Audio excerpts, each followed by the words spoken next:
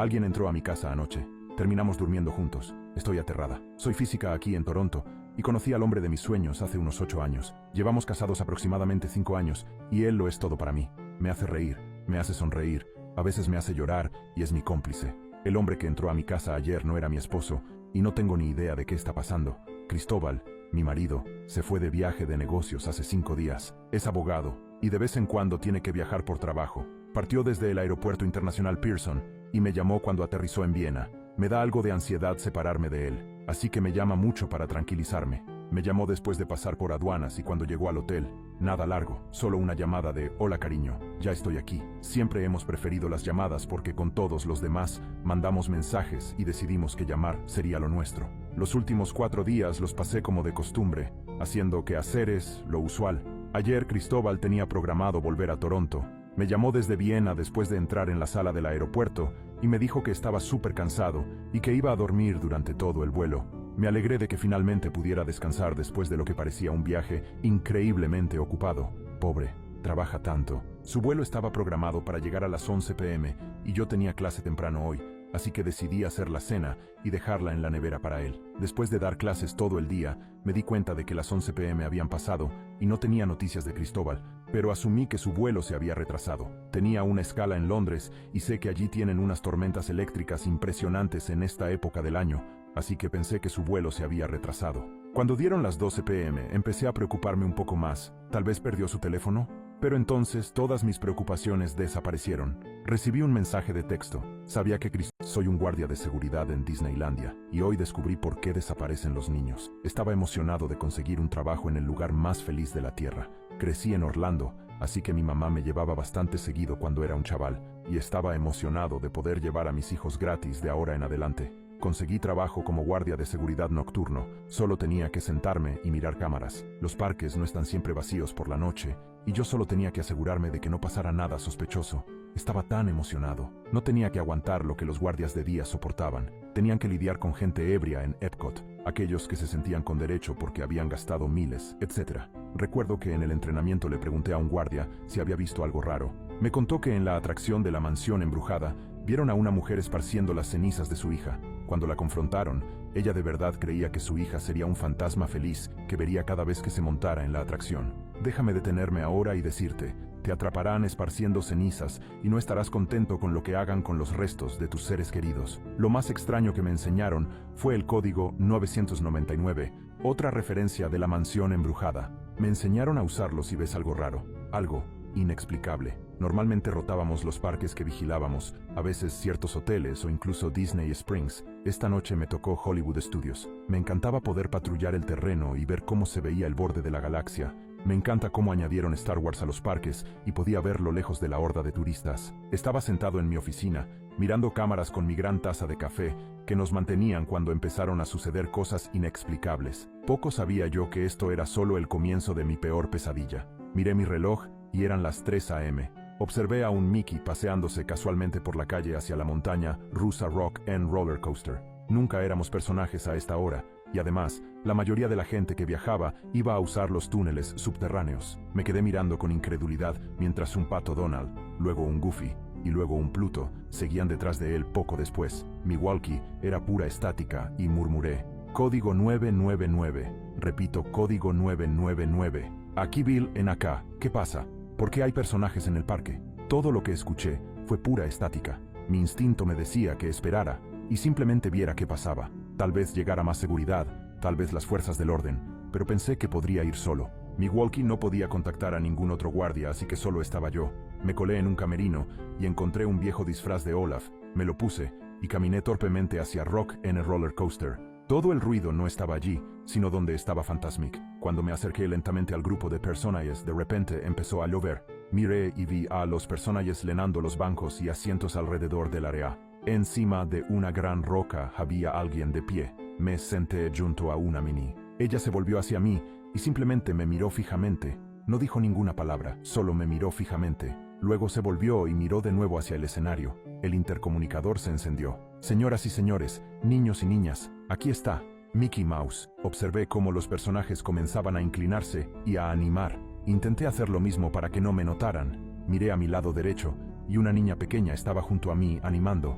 Creo que era la niña cuyas cenizas habían esparcido. Hola a todos. Caray, gracias por venir. Me alegra mucho verlos a todos. Ahora, al grano. ¿Cómo te llamas, amigo?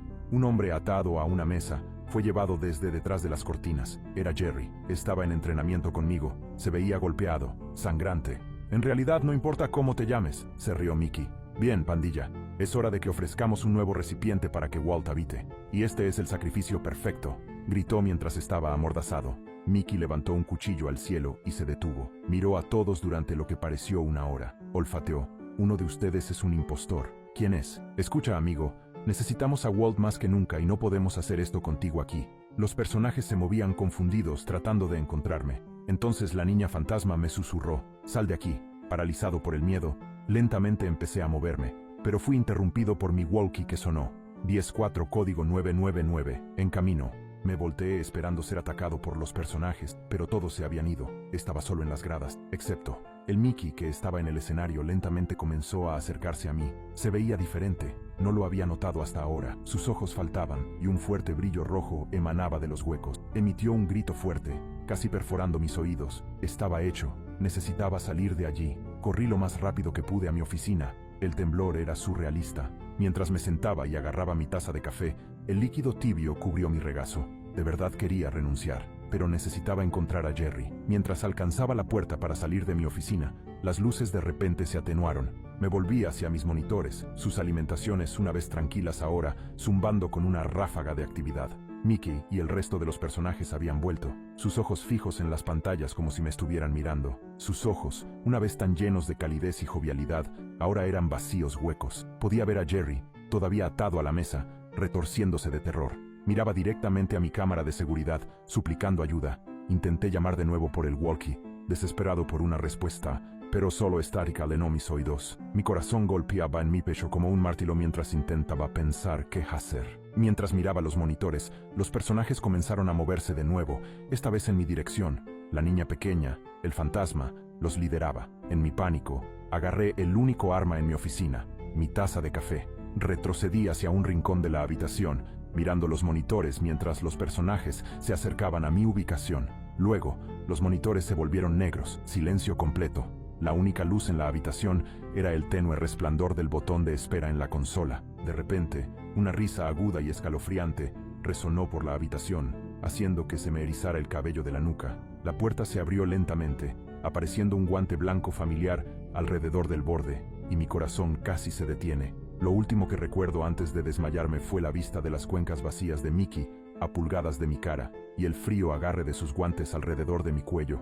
Me desperté horas más tarde, solo en mi oficina. Todo estaba tranquilo y la luz del sol se colaba por las persianas. No había señales de los personajes, ni señales de Jerry. Los monitores habían vuelto a su estado normal y pacífico. Miré hacia abajo a la taza todavía apretada en mis manos temblorosas, solo que no era mi taza de café. Era una taza con una imagen de Walt Disney, sus ojos reemplazados por oscuros huecos vacíos y una sola palabra grabada en el fondo: bienvenido.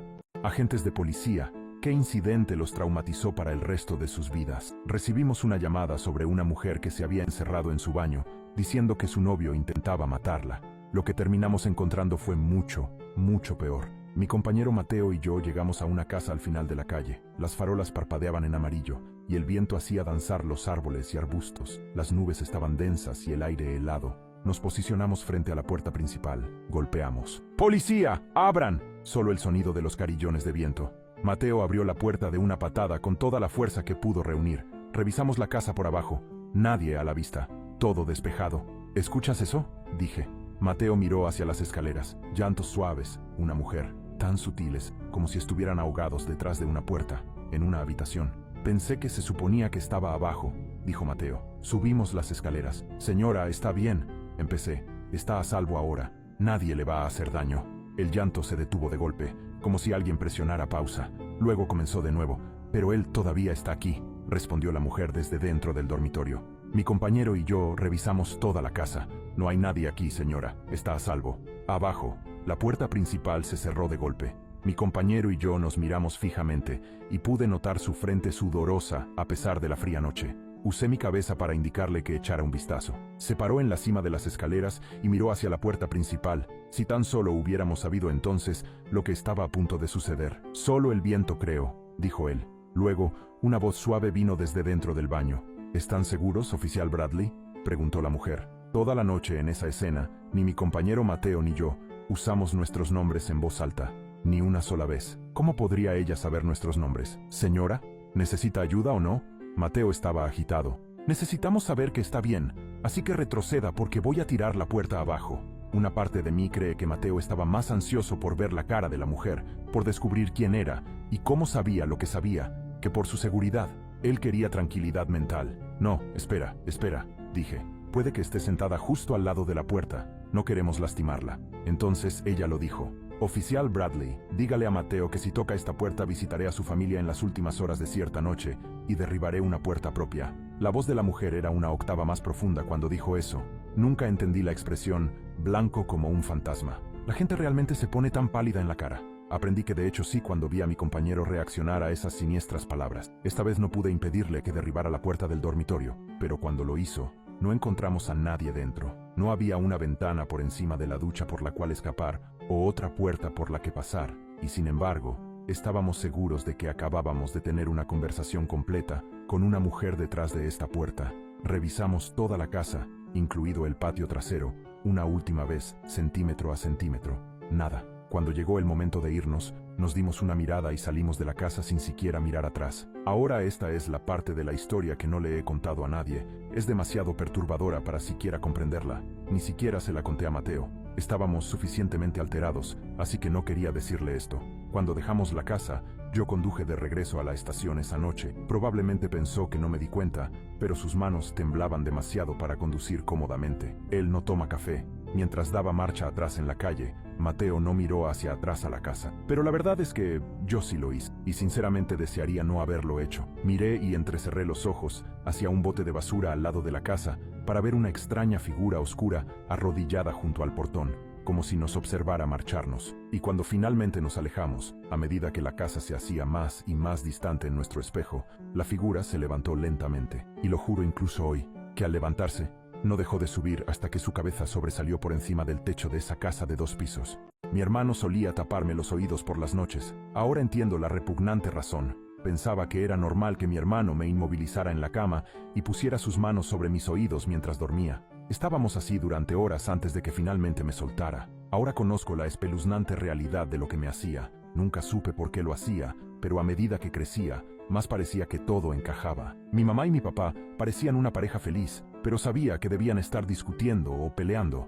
Pronto descubriría que la verdadera razón era mucho más aterradora. Sabía que Juan no me diría por qué, así que decidí empezar a espiar a mis padres. Esto lo hacía cada minuto libre del día, pero no encontré nada. Lo único útil que saqué de todo ese tiempo perdido eran las posturas favoritas de mi mamá en la barandilla, pero nada más. La manera en que se hablaban el uno al otro hacía parecer que todo estaba perfectamente bien. Las únicas veces que sabía que algo andaba mal eran cuando Juan venía y me tapaba los oídos. Podría haberle preguntado a Juan qué estaba haciendo, pero así no es como funciona la mente de un niño, o al menos no era así como funcionaba la mía. Como yo lo veía, tenía que esforzarme por descifrarlo por mi cuenta, como todos esos jóvenes detectives genios de la televisión.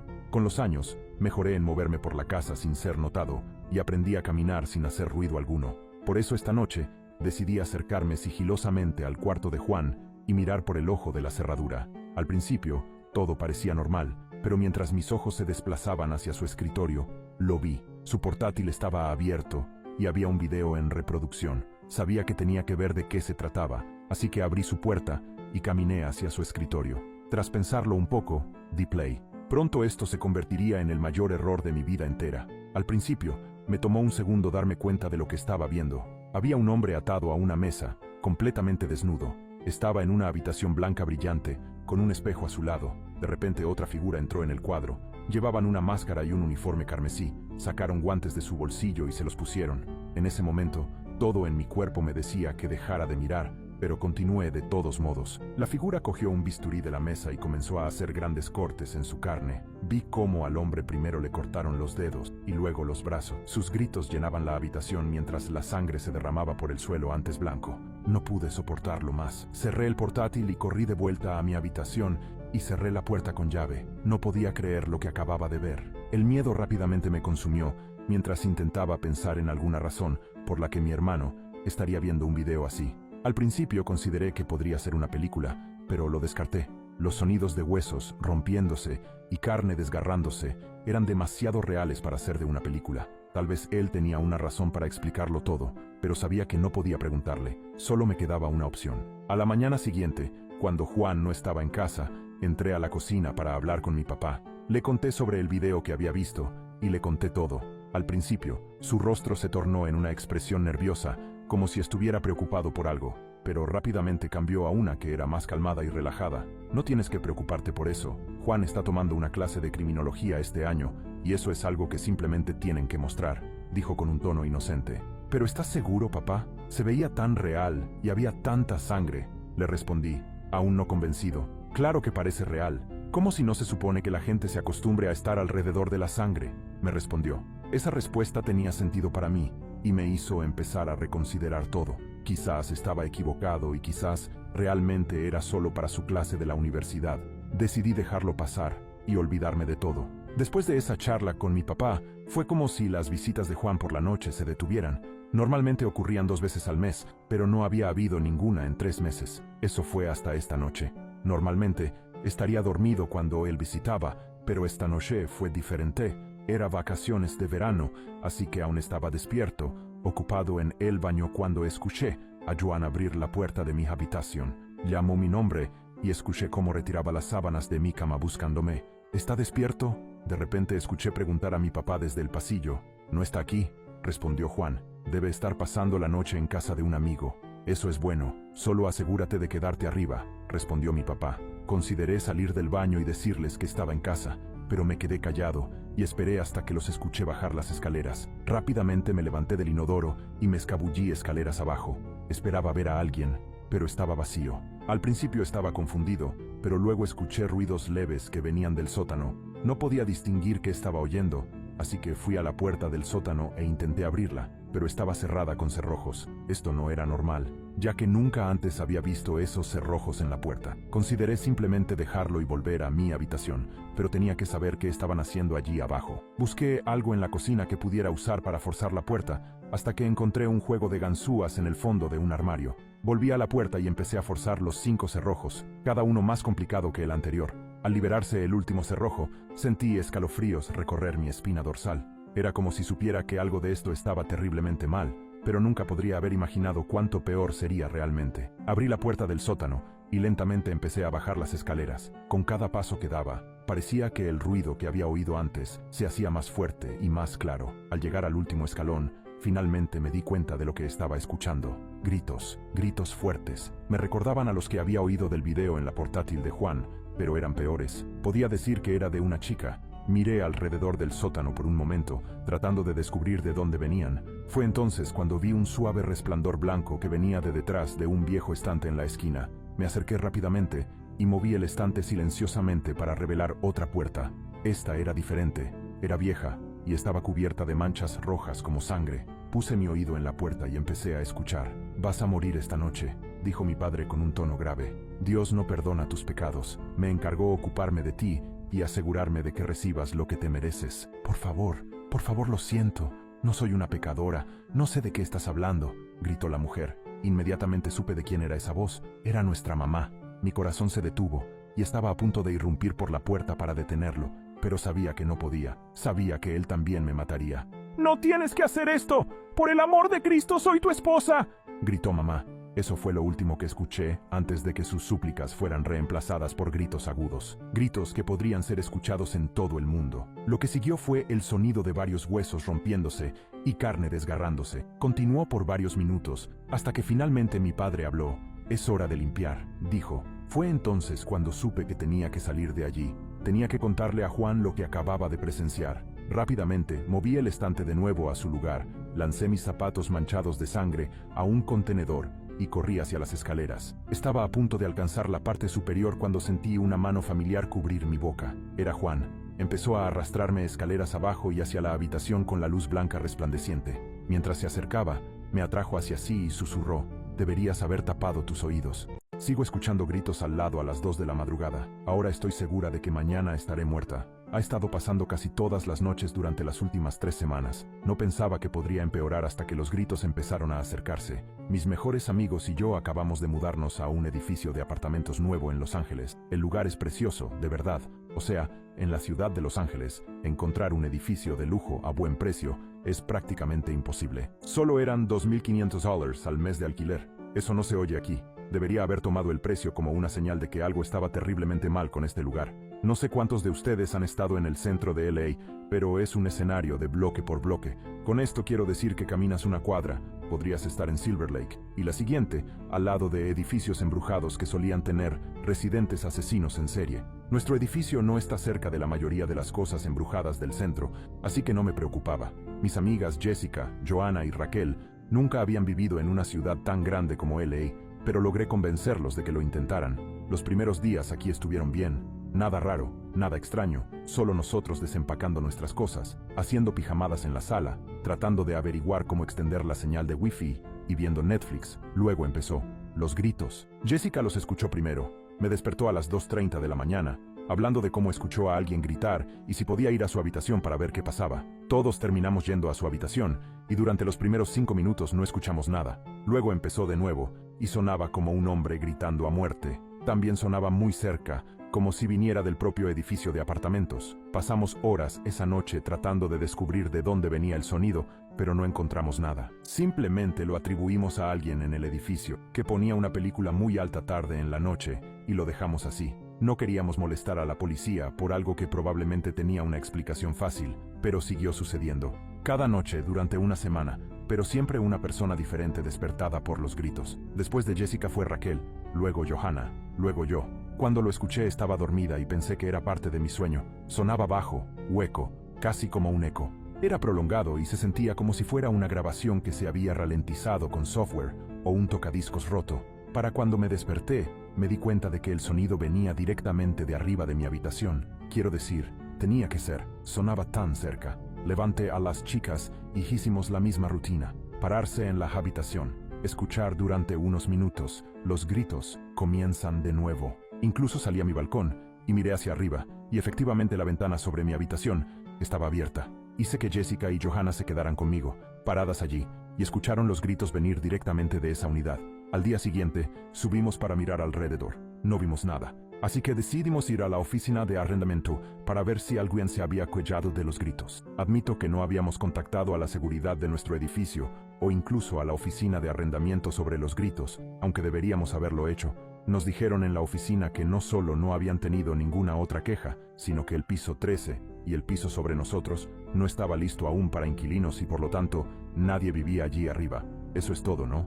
Incorrecto, porque los gritos continuaron durante las siguientes 2 semanas, solo que ahora ocurriría todo el tiempo. Por lo general, cuando 1 o 2 de nosotros estábamos en casa, y llegó al punto en que Raquel me dijo que podía escuchar al hombre riendo, llorando y gritando al mismo tiempo, y supongo que si solo fueran los gritos, podríamos haberlo ignorado. Digo, es mucho pedir, ignorar gritos en medio de la noche, pero con un alquiler tan barato en un buen edificio, realmente no queríamos irnos hasta anoche.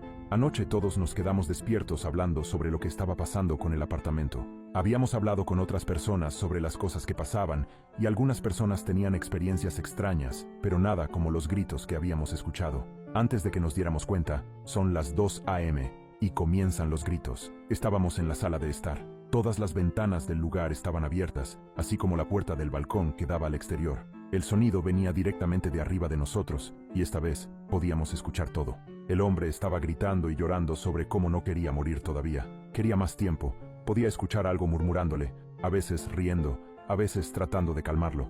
No sabía si era otro hombre o una mujer. Decidimos que ya habíamos tenido suficiente y que si el arrendador no iba a hacer nada, lo haríamos nosotros. Raquel y Jessica empezaron a grabar los gritos en sus teléfonos, y Jessica y yo entramos a una habitación para llamar a la policía. Antes de que pudiéramos hacer algo, escuchamos una voz profunda, baja y fría que retumbaba por el apartamento, gritándole al hombre que lo hiciera o que lo lamentaría. Un segundo después, todos escuchamos un disparo. retumbó por el callejón detrás de nuestro edificio de apartamentos y se disparó hacia la noche. Jessica, Johanna, Raquel y yo casi nos atropellamos tratando de llegar a la puerta principal. Antes de que pudiéramos abrirla, escuchamos un rugido que nos dolió tanto los oídos que tuvimos que cubrirlos. Luego ocurrieron los golpes. Boom, boom, boom. Y con cada boom podíamos ver literalmente una grieta profunda formarse en nuestra sala de estar, aún brillantemente iluminada, y subir hacia la puerta principal. Ahí es cuando comenzaron las risas, una risa que sonaba como una combinación de una carcajada de una bruja y un fuego centelleante. No nos quedamos para escuchar nada más. Llamamos a la policía desde el coche mientras nos dirigíamos a quedarnos con amigos por la noche. Regresamos esta mañana para descubrir que un hombre había sido encontrado ocupando la unidad vacía de arriba. Aparentemente, no se había encontrado nada más en la unidad. Al menos, eso es lo que nos dijo la oficina de arrendamiento. Pero el rumor en el edificio es que el tipo todavía estaba vivo cuando llegó la policía. Algunos de los residentes dicen que el tipo estaba tratando de cortarse la cara mientras lo llevaban, gritando algo en un idioma extraño, riendo sobre cómo finalmente se había deshecho de eso, lo que sea. Pero encontré algo raro en el apartamento cuando estaba empacando mi mochila. En mi balcón había un paquete casi lleno de cigarrillos, un encendedor largo de plata y un libro rojo de cuero que parece hecho a mano. Tiene símbolos extraños en la portada, todos juntos en un círculo con un triángulo que lo abarca todo. Creo que pertenecía al tipo de la unidad de arriba. Esa noche los gritos habían cesado y el peso del horrible incidente todavía colgaba en el aire mientras intentábamos procesar todo. La policía había tomado nuestras declaraciones y nos quedamos para lidiar con las escalofriantes secuelas. Jessica, Johanna y Raquel seguían discutiendo sobre si deberíamos romper el contrato de arrendamiento y mudarnos, pero yo me sentía extrañamente atraída por ese libro de cuero rojo. Esperé hasta que mis amigas se durmieron, luego me escabullí al balcón donde había dejado el libro. Al pasar las páginas encontré, pero estaba lleno de símbolos extraños, dibujos y lo que parecían ser encantaciones. Algo me impulsó a seguir leyendo para entender los secretos dentro, y ahí fue cuando lo encontré. Había una imagen, dibujada de forma tosca pero inconfundible. Era nuestro edificio de apartamentos. Al lado del dibujo, había un pasaje en un idioma que no reconocía. Pero lo que me envió un escalofrío por la espina dorsal fue una fotografía escondida entre las páginas. Era una foto vieja y descolorida de 4 chicas, todas sorprendentemente similares a Jessica, Ana, Raquel y a mí. Estaban paradas frente a lo que parecía ser el mismo edificio de apartamentos, sonriendo, luciendo felices y despreocupadas, pero sus ojos, algo estaba mal. Los mismos símbolos que adornaban el libro estaban tatuados en sus muñecas. Con el corazón latiendo fuerte, cerré rápidamente el libro, dejándolo en el balcón. Regresé a mi habitación, sintiendo un frío escalofrío recorrer mi columna vertebral, como si alguien me estuviera observando. Pero fue lo que pasó a la mañana siguiente lo que realmente me aterrorizó. Mientras desayunábamos, mencioné el libro a mis amigos, solo para que me miraran con confusión. ¿Qué libro?, preguntó Jessica, con los ojos muy abiertos. El libro de cuero rojo, el que encontré en el balcón, con los símbolos y la vieja fotografía, respondí, sintiendo un creciente sentido de pavor. Todos intercambiaron miradas, sus rostros pálidos. No había ningún libro en el balcón cuando revisamos esta mañana, dijo Raquel con la voz temblorosa. Corrimos al balcón, pero el libro había desaparecido. Todo lo que quedaba era el encendedor de plata y el paquete de cigarrillos. Nos mudamos del apartamento al día siguiente y encontramos un nuevo lugar, pensando que ya no tendríamos más preocupaciones. Eso fue hasta que comencé a escuchar gritos débiles de nuevo, pero esta vez venían de la habitación justo al lado de mí. Grabé a mi hijo durmiendo. Lo que vi me traumatizó para siempre. Supe que algo estaba terriblemente mal cuando esa noche entró en mi habitación. Mi hijo siempre ha tenido problemas para dormir. Desde que su madre murió cuando era pequeño, siempre ha tenido pesadillas o visiones extrañas. Ya habíamos consultado a los médicos sobre su sueño antes y nos dijeron que tenía insomnio, y lo creí, hasta que recientemente algo cambió. Hace 3 semanas entró en mi habitación alrededor de la medianoche y me despertó, aunque en realidad aún no me había dormido. «Papá, no puedo dormir», dijo, y se le veía asustado, casi aterrorizado. Podía decirlo por su leve temblor y por cómo se sostenía. «¿Qué pasa, campeón?», le pregunté, y él miró hacia la puerta ahora cerrada y se estremeció. Es que Chu estaba golpeteando sus dedos sobre sus brazos cruzados. No parecía avergonzado ni temeroso de decírmelo como otras veces, cuando rompía algo o se portaba mal. Esta vez parecía casi confundido, incapaz de formular las palabras. Siempre hay una figura oscura en mi habitación, simplemente observándome mientras duermo. Puedo sentir sus ojos sobre mí. Su voz era temblorosa. Podía ver las lágrimas formándose en sus ojos. Estaba completamente aterrorizado y se derrumbó en mis brazos, empezando a sollozar. Normalmente cualquier padre creería que es solo una mala pesadilla, pero pensé lo peor. que había un intruso. Después de que se calmó lo suficiente, le dije que iría a mirar en su habitación y comprobar. Así que, como en las películas de terror, cogí un gran cuchillo de cocina y me moví de puntillas por todo el apartamento, buscando intrusos o evidencia de un allanamiento, y al final no encontré nada. Aunque curiosamente, la puerta de su armario estaba entreabierta. Mientras volvía a mi habitación, escuché que gritaba mi nombre y corrí hacia su cuarto con el cuchillo preparado. «Estaba aquí», Jorge señalaba con el dedo hacia el rincón más oscuro de la habitación, sollozando sin control. Al final, no encontré a nadie ni nada, y esa noche durmió conmigo. Esto seguía ocurriendo cada 2 días. Jorge venía a mi habitación y temblaba, y cada vez decía que esa cosa oscura lo acechaba, acercándose más cada noche. Al final de la semana simplemente se colaba en mi cama sin despertarme, y lo encontraba allí por la mañana. Ahora, desearía haberle dejado quedarse en mi habitación para siempre. Hace 2 semanas, pedí un conjunto barato de cámaras de seguridad sencillas y las instalé por todo el apartamento mientras él estaba en la escuela, incluyendo una en su habitación. Sí, sé que la privacidad de los adolescentes importa, y realmente no debería poner cámaras por el apartamento, mucho menos en su habitación, pero necesitaba llegar al fondo de lo que estaba pasando, y planeaba quitarlas después de 1 o 2 semanas. A la mañana siguiente, encontré a Jorge acurrucado a mi lado en la cama otra vez. Era sábado, así que no tenía trabajo, y me deslicé silenciosamente de la cama para no despertarlo, y me preparé un café mientras encendía la laptop. Pasé por las cámaras y las grabaciones. La calidad no era la mejor, pero las cámaras eran baratas, así que, ¿qué esperaba? La habitación de Jorge estuvo mayormente tranquila toda la noche. Desde el momento en que se metió en la cama hasta que salió y vino a mi habitación, no se movió ni un solo momento, no hubo ni un solo movimiento. Intenté mejorar la calidad de filmación, haciéndolo más brillante, para ver los rincones más oscuros de la habitación, pero aún así estaba demasiado oscuro. Cuando revisé la filmación acelerada por tercera vez, finalmente noté algo. Mientras Jorge estaba en la cama, su armario estaba cerrado, y poco después de que se fue, su armario se abrió ligeramente. Encontré el momento exacto en que sucedió. Alrededor de 2 minutos después de que se fue, ralenticé la grabación, y el armario se abrió por sí solo. Hasta yo estaba asustado ahora. Entré en Amazon de inmediato y pedí cámaras con visión nocturna, que costaron una pequeña fortuna. Los siguientes 2 días, continué observando las grabaciones. La segunda noche Jorge nunca vino a mi habitación y nunca se movió de su posición de dormir hasta que lo desperté. Su armario también permaneció cerrado el segundo día. Sin embargo, durante el primer día, después de que se fue, se abrió ligeramente poco después. Una vez que llegaron las nuevas cámaras, las instalé en su habitación de nuevo y revisé las grabaciones la siguiente mañana. Jorge se quedó despierto hasta muy tarde esa noche, casi hasta las 2 de la madrugada, y nunca se fue a la cama en su habitación. Vino directo a la mía. Esta vez, observé el armario con tanta intensidad que pensé que incluso yo podría abrirlo solo con pensarlo, y seguro 2 o 3 minutos después se abrió ligeramente. Acercé la imagen tanto como pude y ralenticé la grabación, y ahí fue cuando lo vi. Una sombra se movió a través de la habitación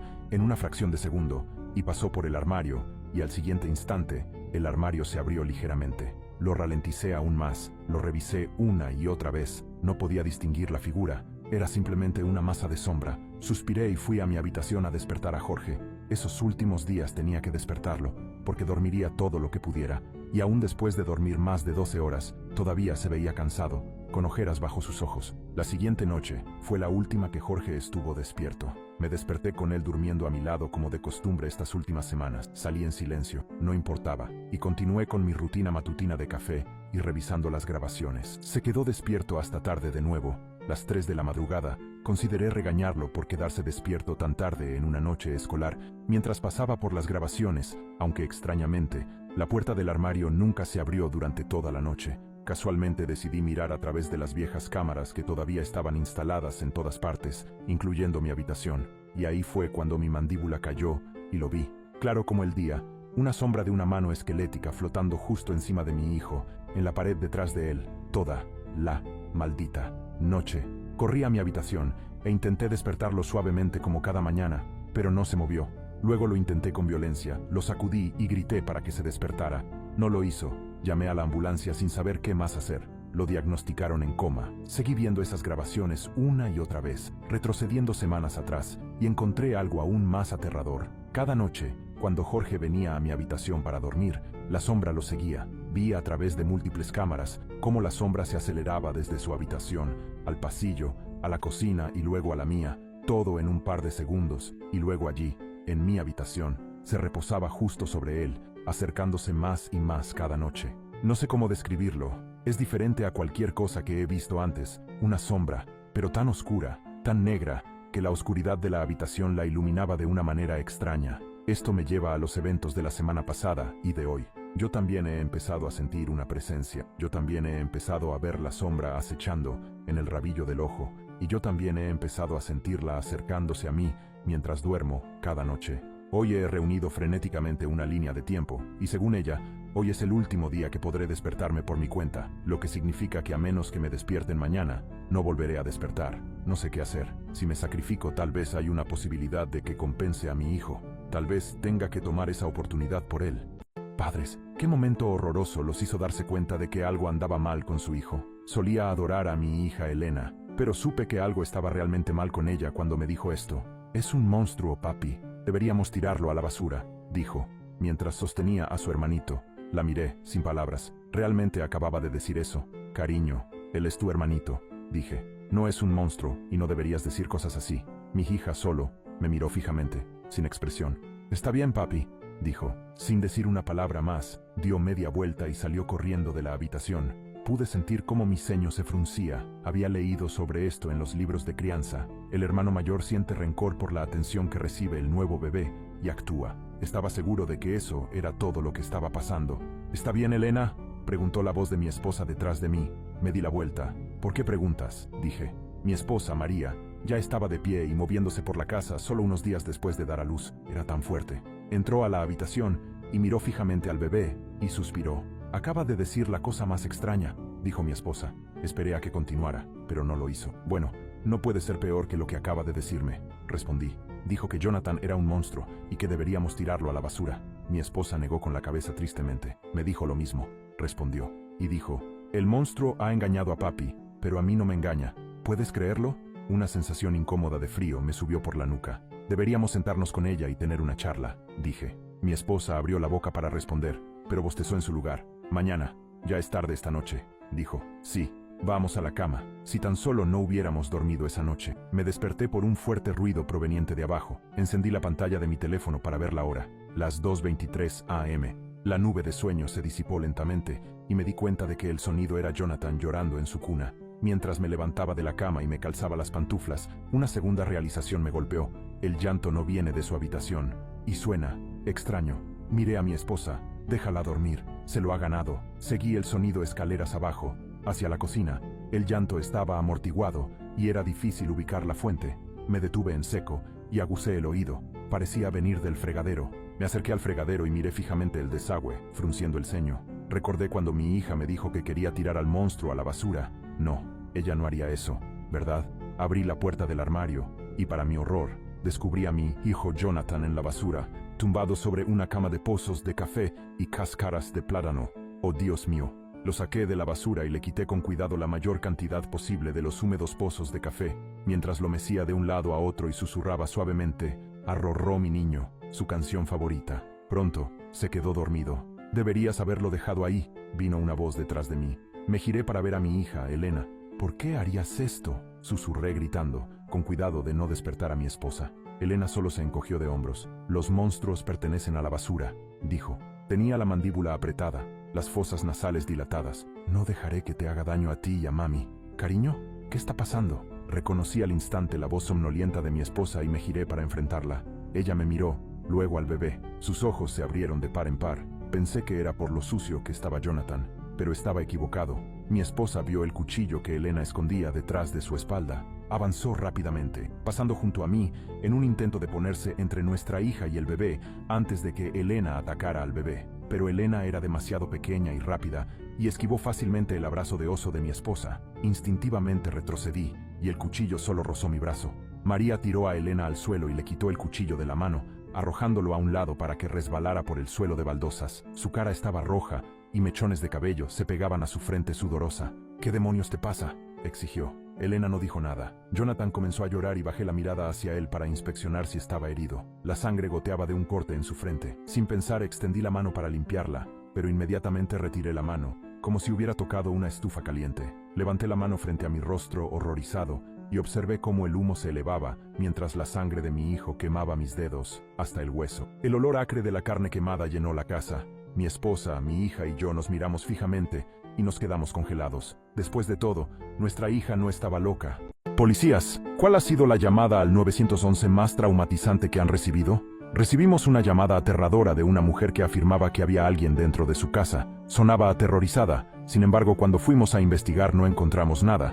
Normalmente, esto podría explicarse fácilmente. La mente de una mujer mayor que vive sola eventualmente comienza a deteriorarse debido a la demencia y otros problemas. Es bastante triste, la verdad. Sin embargo, algo sobre este incidente específico se sentía terriblemente mal. Esta mujer tenía solo 24 años, por lo que la probabilidad de que todo esto estuviera en su cabeza es extremadamente improbable. También parecía estar terriblemente angustiada por toda la situación. ¿Por qué estaría actuando?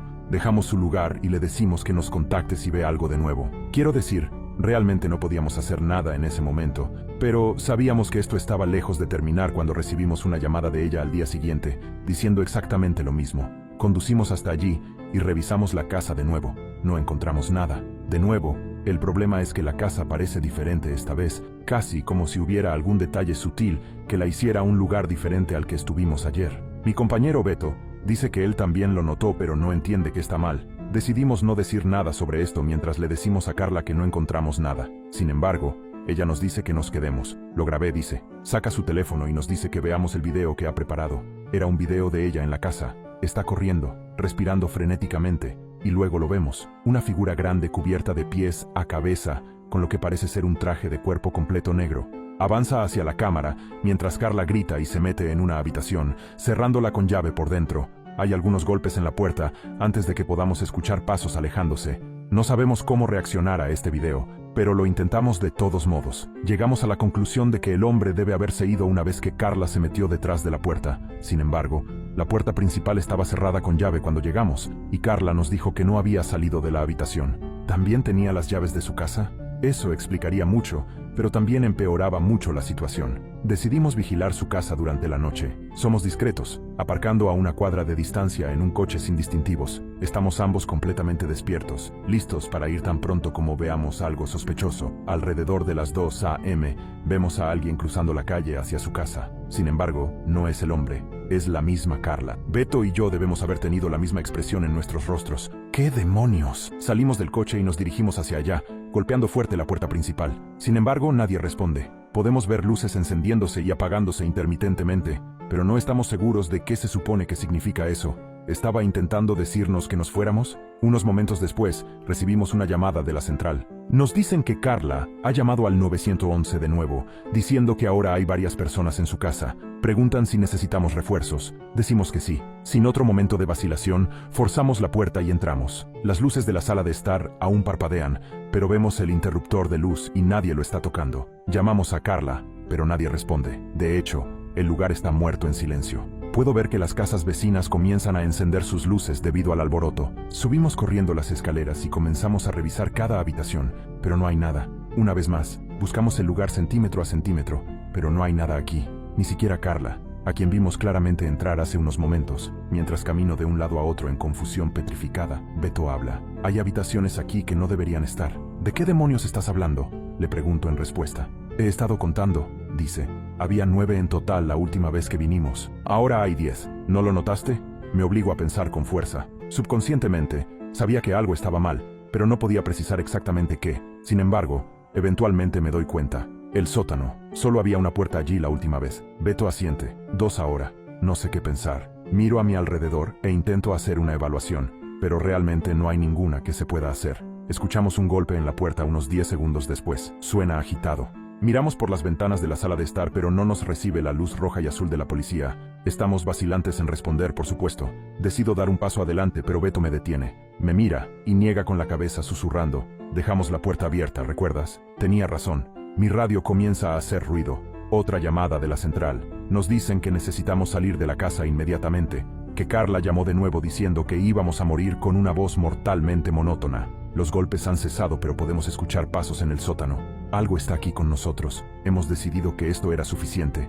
Necesitábamos salir de aquí. A medida que comenzamos a bajar las escaleras, escuchamos una voz que viene de la cocina. Carla sale, bloqueando nuestro camino a la puerta.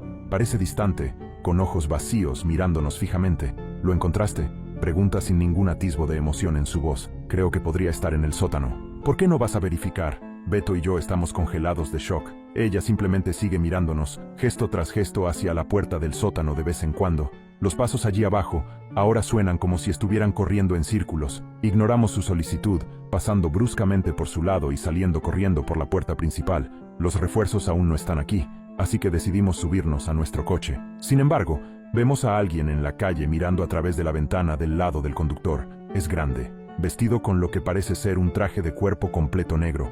Mira lejos de la ventana y directamente a nosotros. Es difícil de decir desde esta distancia, pero el traje no parece tener agujeros para los hoyos. Beto habla. Señor, por favor aléjese del vehículo. Su voz se quiebra en medio de la frase. Está aterrorizado. Tan pronto como Beto deja de hablar, la figura comienza a correr hacia nosotros. Es rápido, demasiado rápido. En el tiempo que nos toma sacar nuestras armas, nos damos cuenta de que ya se ha movido pasado nosotros hacia la casa.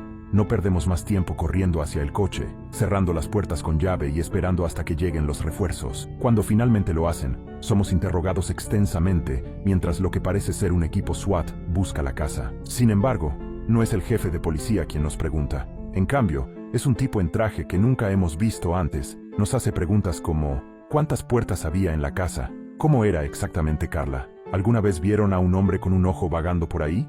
Respondemos de manera inconclusa a prácticamente todas. No tenemos ni idea de qué diablos está pasando. En un momento, vemos a los miembros del SWAT llevando varias camillas afuera y cargándolas en su camión. No una ambulancia, se entiende, sino su propio camión. Eventualmente, el hombre que nos interrogaba nos dice que nos vayamos a casa y que nos presentemos en nuestra estación como de costumbre. Nos dice que no nos preocupemos por lo que hemos visto aquí. No sé cómo espera que hagamos eso. Condujimos de vuelta a la estación en completo silencio. Al aparcar, Beto finalmente suelta un suspiro. Esto es una locura, tío. Lo miro confundido. ¿De qué estás hablando? ¿Quién demonios es Jack? Me devuelve una mirada igualmente confundida. ¿De qué demonios estás hablando? El tipo que posee la casa. ¿Qué? Era una señora llamada Carla. ¿Cómo ya olvidaste? Sostenemos la mirada caótica del otro por lo que parece un minuto, pero no decimos nada más. Ambos salimos silenciosamente del vehículo y comenzamos a dirigirnos por separado a casa. Ambos sabemos que algo está terriblemente mal con el otro. Intento no pensar demasiado en ello mientras apoyo mi cabeza en la almohada. Logro quedarme dormido unas 3 horas más tarde, solo para despertarme inmediatamente por el teléfono. Apenas coherente, lo contesto. Te necesitamos. Una mujer marcó al 911. Dice que hay alguien en su casa. Mi corazón se hunde un poco. Se hunde completamente cuando me dice la dirección. Es la de Carla. Cuelgo el teléfono y me derrumbo en la cama. Solo quiero que esta pesadilla termine. Lo que sea que me hicieron no se detendrá. Pensaba que había estado limpiando escenas de crimen durante los últimos 2 años. Acabo de descubrir lo que realmente hacía. Nuestro trabajo es simple: hacer que parezca que nunca pasó nada. Sangre, orina, heces, saliva y cualquier otro fluido corporal que se produzca durante un crimen se elimina con equipos altamente especializados. Nos pagan extremadamente bien y nos han dicho específicamente que mantengamos todo en el más absoluto secreto. Nunca entendí la razón tan horripilante detrás de esto. Nos protegemos, por supuesto. Los trajes al estilo hazmat que usamos son prácticamente impenetrables, junto con guantes y protección adecuada para los pies. La compañía para la que trabajo es muy pequeña, y con pequeña quiero decir 3 personas. 3 personas: mi compañero, Antonio, mi jefe, Ricardo González y yo. Me llamo Javier García, sin apodo, solo Javier. Mi jefe dice que la razón por la que lleva un equipo de 2 personas es porque así nos aseguramos de ganar tanto como sea posible, pero siempre sospeché que podría haber una razón diferente detrás de nuestra privacidad, aunque no me voy a quejar. Los cheques han sido muy buenos y han pagado los últimos 2 años de mi universidad y me han dado algo que añadir en mi historial laboral. Los trabajos de limpieza han sido bastante estándar recientemente. El miércoles tuvimos un caso que no requería mucho trabajo, solo reemplazar alfombra, limpiar paredes y quitar una cama de tamaño queen. El jueves no fui por una entrevista que tenía en la oficina de un forense. A pesar de que me encanta este trabajo, siempre había algo que me parecía extraño, así que apliqué a otros empleos por si acaso. La entrevista parecía haber ido muy bien. Llegué temprano y tuve que sentarme en la sala de conferencias familiar antes de que la forense viniera a buscarme. Me preguntó si me gustaba mi trabajo, a lo que respondí vagamente, diciendo que pagaba las facturas y que no me importaba hacerlo. Me contó algunas de las historias de horror que ven todos los días y asumió que podría manejarlo. Preguntó muy poco sobre mi educación. Principalmente eran preguntas sobre la fiabilidad y tolerancia a ver sangre. Me dio un recorrido por las instalaciones y me mostró su caso actual. Era una joven que había sido encontrada en un canal de drenaje del distrito. Vagamente sabía de qué lugar hablaba porque el señor González vive por esa zona. Me dijo que hubieron varios casos de mujeres desaparecidas últimamente, y por supuesto, terminan aquí cuando las encuentran. Me dijeron que Recursos Humanos se pondría en contacto conmigo en 2 semanas si me seleccionaban para el puesto. Todavía no he tenido noticias, pero solo han pasado 4 días. El viernes, ayudé a Antonio a terminar el trabajo que había comenzado el día anterior. Fue un apuñalamiento. Siempre odié trabajar en un caso donde había ocurrido un asalto sexual. Me da muy malas vibraciones saber que alguien fue aprovechado en la misma habitación en la que estoy parado. Por alguna razón, el asesinato, el secuestro y todo eso no me molesta tanto como el abuso sexual. Supongo que haber sido criado por una madre soltera que tuvo bastantes tipos desagradables me hace sentir especialmente empático hacia esas víctimas. Antes de empezar este trabajo, no sabía cuánto abuso sexual realmente sucedía, pero trabajamos un enorme número de casos en los que está involucrado. Eso nos lleva a hoy. Esta mañana, el señor González llamó y me dio la ubicación del trabajo de hoy. Era una mujer que había sido estrangulada y, una vez más, asaltada sexualmente. No había mucho que limpiar, solo quitar algunos muebles, eliminar posibles áreas de ADN y hacer una limpieza general. Mientras Antonio y yo estábamos en la entrada lavando una alfombra de área, una señora mayor con gafas se nos acercó. «Hola, ¿está todo bien aquí? Me llamo Dolores Rodríguez, soy la vecina de Leila». La mujer ajustó sus gafas para vernos mejor. «Oh, sí, trabajamos para soluciones de escenas de crimen. Estamos limpiando», dije, sosteniendo la manguera hacia un lado para que no se mojara. «Ay, querida, ¿qué pasó? ¿Leila está bien? La vi hace solo un par de noches». La mujer estiró el cuello para mirar hacia la puerta principal y se llevó la mano al pecho. Miré a Antonio, quien simplemente miró hacia abajo mientras tomaba la manguera de mí. «Señora, realmente lamento decirle esto, pero su vecina Leila está muerta. Lo siento». Una mirada de tristeza horrible se apoderó del rostro de la mujer mientras se quitaba las gafas y presionaba una mano contra su ojo para contener las lágrimas. ¿Fue un accidente? ¿O alguien? Se interrumpió, sin querer pensar en algo tan horrible que le hubiera pasado a su amiga. «No nos dan todos los detalles, señora. Creo que sería mejor si llama al departamento de policía local. Puedo darle su número». Empecé a sacar mi teléfono para darle el número del departamento de policía de la ciudad cuando ella movió su mano para detenerme. «Solo les preguntaré cuando lleguen». Cuando los vi aquí, entrando y saliendo de la casa de Leila, llamé a la policía. «Lo siento mucho. A veces, supongo que puedo ser una viejecita entrometida, pero Leila es una chica tan dulce que quería asegurarme de que estuviera bien. Intenté no actuar agitado. No es gran cosa que la policía pase por aquí, pero Antonio y yo casi habíamos terminado y él tenía que ir a recoger a su hija de la escuela. Antes de que pudiera decir algo, vi un patrullero que se acercaba lentamente a la acera. La señora Rodríguez llamó al oficial y anunció que ella había sido quien llamó. Dijo que había cometido un error. Echó una última mirada sombría a la casa y regresó a su propio hogar. Saludé al oficial y le dije lo que estábamos haciendo, suponiendo que él ya lo había deducido.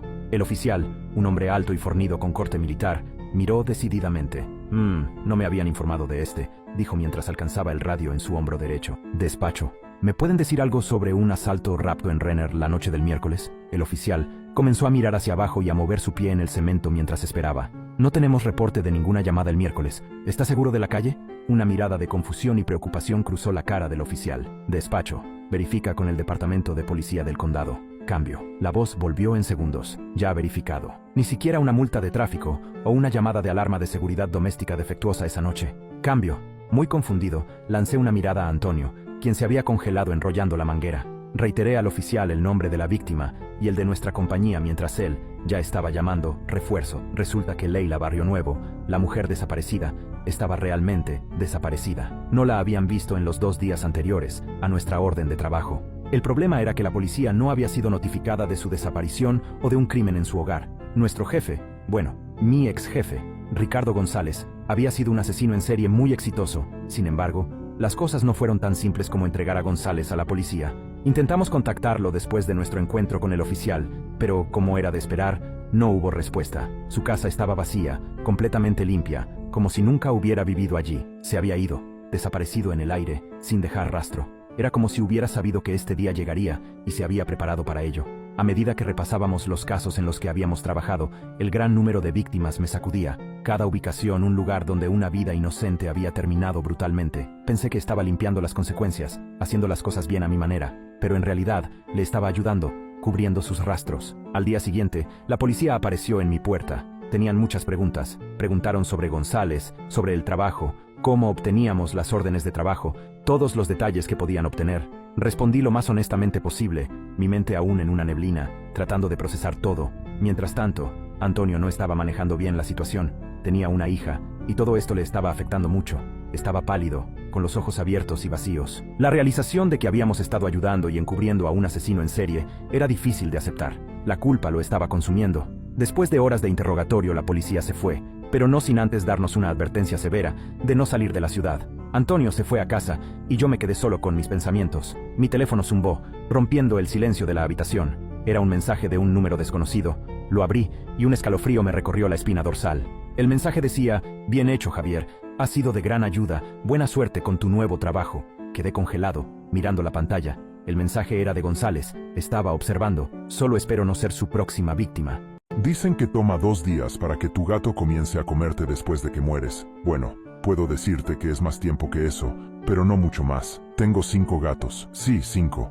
Mi prometida y yo comenzamos con 1. Luego pasamos a tener 3 después de que un amigo empezó a tener reacciones alérgicas y tuvo que dar los suyos. Luego, unos años después, lo mismo ocurrió con una amiga de ella. Ahora tenemos 5. Son demasiados gatos en mi opinión. Pero ¿qué puedo hacer? Ya están aquí y los amo, incondicionalmente. Hace un tiempo, mi prometida se fue de viaje a Tailandia. Esto me dejó solo en casa por un tiempo, lo cual, siendo introvertido y escritor profesional que estaba en medio de su segunda novela, no me molestaba. Anhelaba un valioso tiempo a solas y un entorno sin distracciones para avanzar en mi escritura. A los 3 días de su viaje, estaba haciendo justamente eso. Alrededor de las 4 p.m. terminé mi 3er capítulo en tantos días. Estaba emocionado, pero necesitaba un cambio de ritmo ya que mi mente comenzaba a sacar chispas. Una de las luces del alto techo de nuestra sala se había apagado, así que pensé que aprovecharía este tiempo para reemplazarla. Fui al garaje, agarré la escalera y la coloqué debajo de la luz. Me paré en el penúltimo escalón mirando hacia arriba. Aunque soy alto, aún así apenas podía alcanzar la luz. Subí al siguiente peldaño sabiendo bien que no era seguro. Ahora podía alcanzarla, pero todavía estaba a una distancia incómoda. Lo pensé un segundo, luego decidí simplemente hacerlo. No quería tener que buscar otra escalera o llamar a un electricista. Además, tengo bastante equilibrio. Así que subí al último peldaño de la escalera. Ahora podía alcanzar cómodamente la luz. La bombilla era del tipo estándar para enroscar que se podía cambiar fácilmente, excepto que había un delgado borde metálico que rodeaba aproximadamente la mitad de la circunferencia del aparato e impedía que la bombilla saliera. Por más que intenté, no pude descubrir cómo sacar la bombilla o quitar el borde. Finalmente, recurrí a la fuerza bruta y le di un buen tirón. Nada sucedió. La jalé más fuerte. Todavía nada. Le di un tirón más firme y salió. Desafortunadamente, también lo hicieron mis pies de la escalera. Vine a parar acostado de espaldas, mirando hacia el aparato roto. No podía moverme. Podía decir que estaba respirando y un dolor sordo en mi espalda, que parecía estar a millas de distancia, me decía que todavía había algo de vida en mis nervios. Pero aparte de eso, nada. El pánico no duró mucho, ya que no había nada que pudiera hacer. Dado que estaba consciente y podía sentir un poco, pensé que pasaría. Me resigné a esperar y comencé a concentrarme en mi respiración, no solo como una práctica meditativa, sino también para ayudar a recuperar el control de mí mismo. Con el paso del tiempo, podía sentir empujoncitos alrededor de mis pies, manos y cabeza. De vez en cuando, un choque de pelaje pasaba frente a mis ojos. Una vez mi respiración se dificultó y, en la lejanía, podía sentir 4 pequeñas patas sobre mi pecho. Tenían hambre, pero no había nada que pudiera hacer. Tendrían que esperar, igual que yo. Cayó la oscuridad y luego volvió la luz. Mi situación no había mejorado. Cada vez sentía más los pequeños empujones o el toque de una pata en mi rostro. Seguí concentrándome en mi respiración. Si estaba progresando con ella, no podía decirlo, pero por el momento me mantenía cuerdo. Otra vez cayó la noche y otra vez amaneció sin mejora. Los empujones y toques se hacían más frecuentes y mucho más desesperados. Sentía una sensación de roedura en mi propio estómago y mis labios comenzaban a sentirse secos y agrietados. Alguna vez durante la 3ª noche es cuando sentí los dientes. Otra vez esa sensación lejana, casi como si le estuviera ocurriendo a alguien más. Aún así, la sensación era inconfundible, como 2 varillas de acero hundiéndose en la carne de mi pantorrilla. Luego un tirón, luego un desgarro. Intenté con todas mis fuerzas hacerme gritar. Nada. Sentí los dientes otra vez. Otro tirón, otro desgarro, un sonido de masticación húmeda. Esperé a que mis pulmones se llenaran de aire y luego concentré toda mi energía en expulsarlo. Un gemido bajo y forzado escapó de mis labios, pero fue suficiente. Los dientes se detuvieron y sentí las débiles vibraciones de pequeños pasos alejándose. Más tarde, en la noche, me desperté con lo que parecía un pequeño pedazo de papel de lija frotando contra mi pierna. Alguien estaba lamiendo la sangre alrededor de la herida. Otra vez gemí. El lamido se detuvo por un momento y luego comenzó de nuevo. Intenté patear con mi pierna y logré un pequeño temblor. Escuché patas correr de nuevo. Empezaba a sentir como si un pequeño fuego ardiera en mi pierna. Solo brasas por ahora, pero no era bueno. ¿Cuánto tiempo habían estado comiendo mientras dormía? ¿Cuánto tiempo más podría mantenerlos a raya? ¿Qué quedaba de mi pierna? ¿Cuánto tiempo más podría durar así? Este mismo ciclo continuó durante días. Primero la sensación de dientes en la carne de mi pierna, brazo o a veces mi cara. Luego un temblor o un gemido para sacudirlos. A veces más de un par de dientes al mismo tiempo. A veces no se iban. Podía sentir la humedad de la sangre en partes de mí. Podía sentir las pequeñas brasas de dolor e infección por todas partes. Mi estómago se sentía como si estuviera lleno de clavo. Mi boca era como arena caliente. Me estaba debilitando. Con lo que quedaba de mi cordura, intenté contar los días que había estado tirado allí. Ella debía estar cerca de regresar a casa. Tenía que haber pasado suficiente tiempo para que alguien notara que algo andaba mal. Tenía que estar cerca del final, pero era difícil decirlo. Con la sensación de 5 pequeños juegos de dientes desgarrando 5 partes diferentes de mí, la concentración escaseaba. Quería sacudirlos, pero estaba tan cansado. Todo lo que quería era descansar. Olvidé mi respiración. Mis ojos comenzaron a oscurecerse. Mis pensamientos comenzaron a desvanecerse. En la lejanía, escuché el ronroneo de un motor de coche. Oí el chirrido de metal de una llave en una cerradura. Oí rechinar bisagras. Escuché pasos. Escuché gritos. Mi abuelo fue un sobreviviente del Titanic. Ahora sé la aterradora razón por la que se hundió. Siempre que le preguntaba a mi abuelo qué había pasado en el Titanic, empezaba a entrar en pánico y me gritaba, diciéndome que nunca volviera a mencionarlo. Nunca lo había visto actuar así antes. Era como si tuviera miedo de algo. Pensé que solo era estrés postraumático, pero pronto descubriría que la verdadera razón era mucho más aterradora. La primera vez que pregunté, con las manos temblándole violentamente y la voz quebrada, me hizo prometer que nunca le diría a nadie que él había sobrevivido. Le preocupaba que la gente pudiera pensar que estaba loco. Me quedé atónito mientras empezaba a contar la historia. Solo tenía 7 años cuando subí a bordo del Titanic. Me parecía tan gigantesco en comparación y me impactó lo hermoso que todo se veía. Fue uno de los momentos más felices de mi vida, ya que nunca había sentido tal emoción. A pesar de lo feliz que estaba, en el fondo no podía sacudirme la sensación de que algo en el Titanic estaba terriblemente mal. El segundo día es cuando las cosas comenzaron a salir mal. Empecé a notar un comportamiento extraño en algunos de los otros pasajeros a bordo del Titanic. Parecían toser mucho y tenían los hoyos muy rollos. Mi padre me aseguró que no era nada, pero puedo recordar lo asustado que se veía. Se fue por unos minutos y volvió cargando una llave inglesa y me dijo que era solo por protección. Me desperté la siguiente mañana por gritos provenientes de la habitación contigua. Salté de la cama y corrí a ver qué estaba pasando. Ya había un grupo de personas paradas fuera de la puerta y los empujé para tener una mejor vista. Me quedé helado mirando el contenido de la habitación. Había un hombre tirado en el suelo con el estómago abierto, mientras sus 2 hijos pequeños parecían estar devorando sus intestinos. Me apartaron del camino, mientras 2 de la tripulación entraban. Agarraron a los niños y lucharon por sostenerlos, ya que los niños estaban como animales rabiosos. Lograron someter a los niños dejándolos inconscientes. Nos ordenaron volver a nuestras habitaciones para que pudieran limpiar el desastre. Deambulé por el barco durante el día y noté que mucha gente parecía estar muy enferma. La tripulación le dijo a todos que la enfermedad que se estaba propagando no tenía nada que ver con el canibalismo que estaba ocurriendo y que no había necesidad de entrar en pánico. Estaban tan equivocados. Me desperté el 4.º día por gritos y carreras desde fuera de la cabina.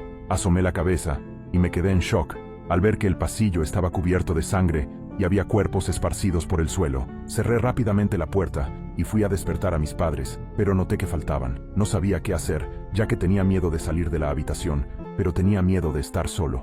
Mi estómago rugiente finalmente me convenció de que necesitaba salir y buscar algo de comida. Me acerqué a la puerta y eché un vistazo, aliviado al encontrar el pasillo vacío. Había sonidos lejanos de los motores rugiendo y el ocasional grito. Recordé que había una cocina por el pasillo, que probablemente tendría algo que podría comer. Me tomó una eternidad moverme por el corredor, ya que trataba de evitar pisar sangre o ropa manchada de sangre. Llegué a la cocina y casi vomito al mirar los cadáveres dentro. Parecía que alguien los había apuñalado cientos de veces. Parecían ser una mezcla de miembros de la tripulación y pasajeros. Agarré cualquier comida que estaba a mano y huí. Comí rápidamente la comida que había adquirido y comencé a buscar el barco. Seguí encontrando más cadáveres en cada corredor.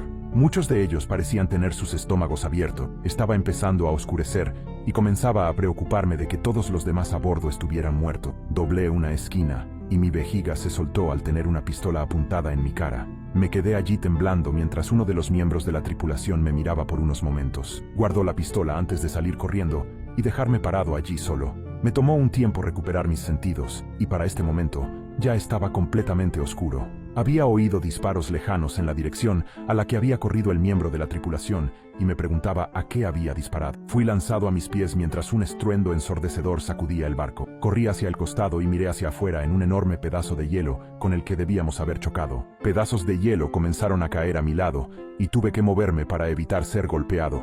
Observé cómo el pedazo de hielo desaparecía en la distancia y me pregunté qué tan grave era el daño. Escuché un ruido detrás de mí y me alivié al instante al ver a mi padre. Comencé a correr hacia él, pero me detuve al ver que su ropa estaba cubierta de sangre. Sus ojos se fijaron en los míos y comencé a retroceder mientras su mirada era la de un animal y no la de un humano. Dejó escapar un gruñido gutural y luego comenzó a cargarme. Sentí mi vejiga liberarse una vez más mientras esperaba mi muerte. Mi padre de repente salió volando hacia atrás y me di la vuelta para descubrir al mismo miembro de la tripulación de antes todavía sujetando la pistola. Me miró por unos momentos y me dijo que lo siguiera. Me dijo que su nombre era Arturo y que estaba desesperadamente tratando de encontrar a su hijo, que estaba desaparecido. Se movía muy rápido y apenas podía mantener el ritmo.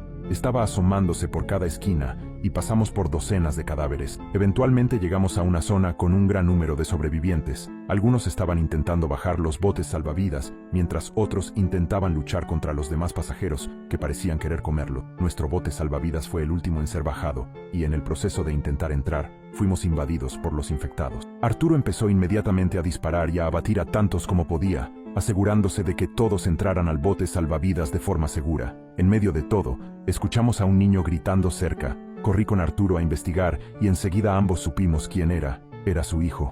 Arturo me dijo que agarrara su mano y corriéramos de vuelta a los botes salvavidas. Él dijo que los retendría y nos encontraría allí.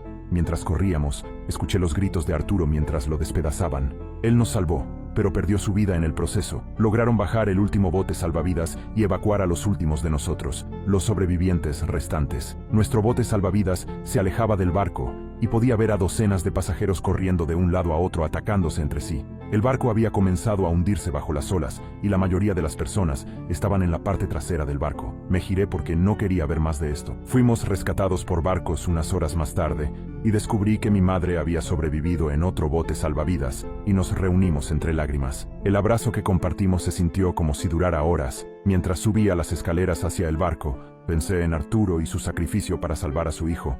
Era el tipo de hombre que haría cualquier cosa por los que amaba y lo recordaré por siempre.